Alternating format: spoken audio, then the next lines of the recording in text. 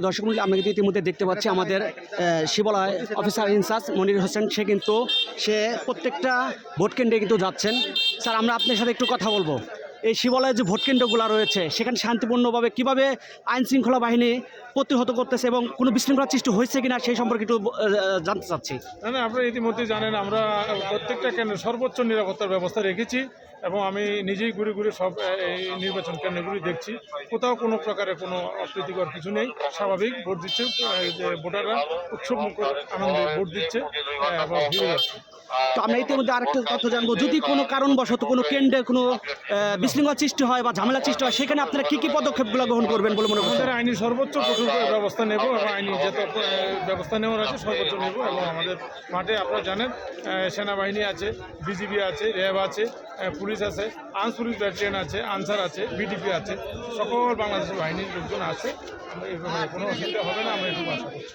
ধন্যবাদ ভাই। আপনার সাথে একটু কথা বলি। আপনার এই ভোট কেন্দ্রে আপনি সকাল থেকে দেখতে পাচ্ছেন যে সবাই কিন্তু স্বাভাবিকভাবে আসছে।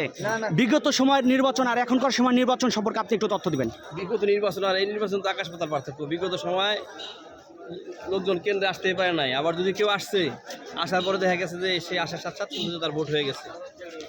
এই জন্য মানুষ 17 বছর ভোট দিতে পারে নাই। আপনি তো অবশ্যই দেখছেন যে কীভাবে লাইন ধরে মহিলা পুরুষ সবাই ভোট দিচ্ছে। এখানে কোনো এবছর কোনো ভোটে কোনো সমস্যা নাই, শান্তিপূর্ণভাবে ভোট হচ্ছে। তো কি শান্তিপূর্ণ ভোট হচ্ছে?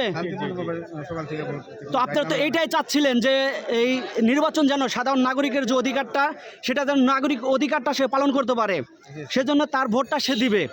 সেই বিষয়ে কিন্তু তারা আমরা দেখতে পাচ্ছি অনেকেই কিন্তু আসছে এবং দলীয়ভাবেই কিন্তু তারা কঠোর অবস্থান করছেন এবং যদি কোনো বিশৃঙ্খলা সৃষ্টি হয় সেখানে কিন্তু তারা কঠোর অবস্থান নেবেন। আমরা কিন্তু ইতিমধ্যে সেই তথ্যটা জানানোর চেষ্টা করতেছি এবং সমস্ত তথ্যটা তুলে ধরার চেষ্টা করতেছি। ভালো আছেন? ভোট দিয়ে আসলেন? দিবেন না? আচ্ছা,